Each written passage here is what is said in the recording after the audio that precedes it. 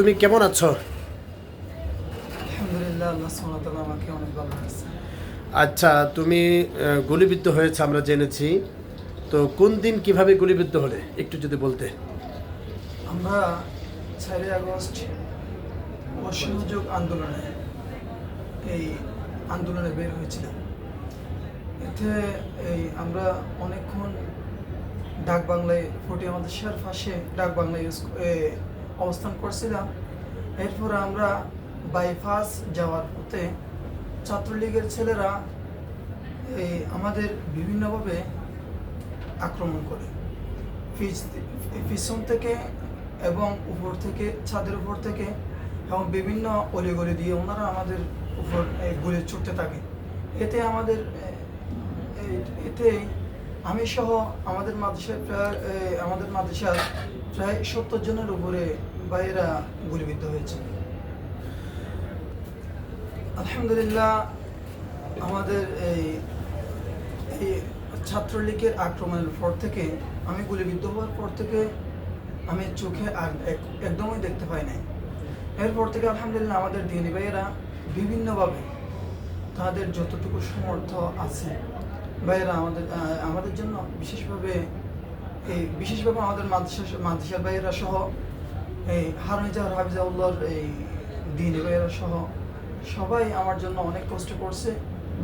এমনকি চট্টগ্রাম সহ বাংলাদেশের ঢাকা উচ্চ পর্যায়ের যত হসপিটাল আছে সব হসপিটাল চেষ্টা করছে।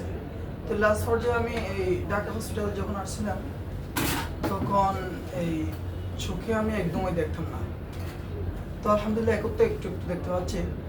তো এখন কিছুদিন আগে আমি ডাক্তার দেখাইছিলাম। আলহামদুলিল্লাহ আমাদের এই বড় বড় এই বাংলাদেশ আই হসপিটালের বড় বড় ডাক্তাররা আমাকে সিঙ্গাপুরে রেফার করছে। আলহামদুলিল্লাহ আমি এখন অনেক সুস্থ আছি, আমার ভাইদের হাতে আছে। আমি এখন ফটিয়া মাদ্রাসার একজন আমার বন্ধু, আরেকজন আমার বড় ভাই লাগে দৌড়া হাদিসের একজন ভাই সহ আমার সাথে আছেন ওনারা। আলহামদুলিল্লাহ ওনাদের সাথে আমি খুবই ভালো আছি। আলহামদুলিল্লাহ এই ঢাকায় চিকিৎসা হওয়ার প্রথমে আমরা আমাদের হাফিজাউল্লাহর এক দিনী ভাই, ওনার একজন বন্ধুর কাছে আমরা ছিলাম এই খানরাঙ্গের চরে। এখানে কয়েকদিন থাকার পর এখানে পাসপোর্ট সহ আমার আইডি কার্ড সহ এখানে ওনার মাধ্যমে হয়েছে। এরপর আমরা এই বাড়িদার মাদ্রাসায় আসি।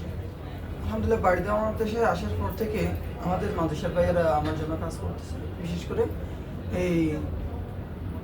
এখন আলহামদুলিল্লাহ এই বাংলাদেশে তো যা চিকিৎসা করার ছিল এগুলো সব শেষ। তো চিকিৎসা চলতেছে অলরেডি, আমাদের ডাক্তাররা যা ওষুধ দিয়েছিল এগুলো চলতেছে। এবং আমরা সরকারের মাধ্যমে বিদেশে যাওয়ার একটা প্রসেস আমাদের ভাইয়েরা চালাচ্ছিল। তো এটা শেষ হয়েছে, মানে এখন সরকারে হয়তো কেমন করতে সেটা তো আমি জানি না। আলহামদুলিল্লাহ আজকে আমাদের আসুন্না ফাউন্ডেশনের প্রধান শেখ আহমদুল্লাহ শাহ হুজুর আমাদের এখানে আসছিল বাড়িদার মাদ্রাসায়। হুজুর আমাকে দেখলেন এবং হুজুর আলহামদুলিল্লাহ আল্লাহ সুবহানাহু ওয়া তাআলার রহমত 2 লাখ টাকার একটা আমাকে হুজুর কি বলে একটা চেক দিয়েছেন। এবং হুজুর আমার পুরো চিকিৎসার দায়ভারটা আলহামদুলিল্লাহ আমার দায়িত্বটা শেখ আহমদুল্লাহ শাহ হুজুরই নিয়েছেন। আলহামদুলিল্লাহ। জি, অসংখ্য ধন্যবাদ তোমাকে।